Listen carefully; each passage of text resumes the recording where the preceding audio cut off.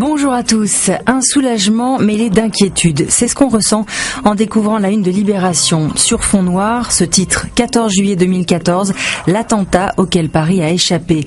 Le quotidien révèle que selon plusieurs sources, Mehdi Nemmouche, l'accusé de la tuerie du musée juif de Bruxelles, envisageait de commettre un attentat sur les Champs-Élysées lors du défilé. Une attaque à la Mera puissance 5, selon ses propres dires.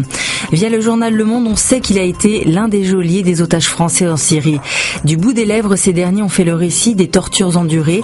Pour Libération, ces récits, c'est la chute d'un tabou qui permet de jeter une lumière crue sur l'idéologie et l'organisation de l'État islamique.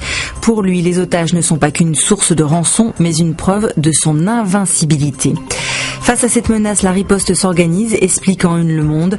Barack Obama a réussi à mobiliser les alliés de l'OTAN vendredi dans une coalition de 10 pays où figure la France. Face à Ebola aussi, la lutte s'organise. Pour la Croix, elle est sans merci.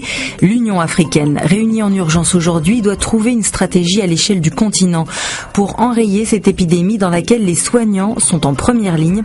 120 ont déjà succombé, qui plus est, dans des pays déjà faiblement pourvus en personnel médical.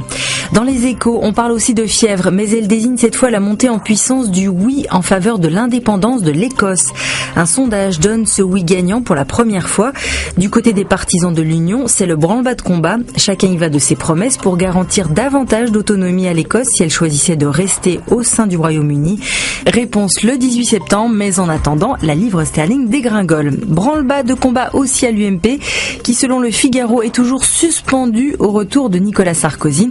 Réunis ce week-end à La Baule et à Nice, ses adversaires et partisans ont préparé son retour probable à la tête du parti. L'intéressé, lui, n'a pas daigné montrer le bout du nez. Autre rassemblement à Calais, cette fois dimanche, 250 personnes ont manifesté à l'appel de mouvements d'extrême droite, un défilé radical contre les migrants, écrit Libération. Résumé par ce slogan lapidaire affiché devant la mairie, foutons-les dehors.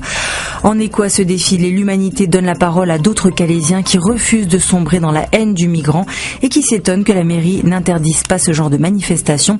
Ils dénoncent le double jeu des élus.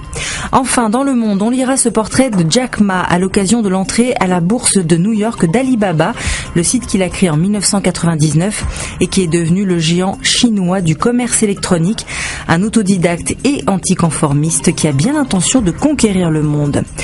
La Chine nous offre aussi l'image du jour avec ce carnaval des papillons organisé ce week-end par une ville de l'est du pays. Quand il se pose sur vous, c'est un signe de bonheur. C'est ça aussi l'effet papillon. Bonne journée et à demain.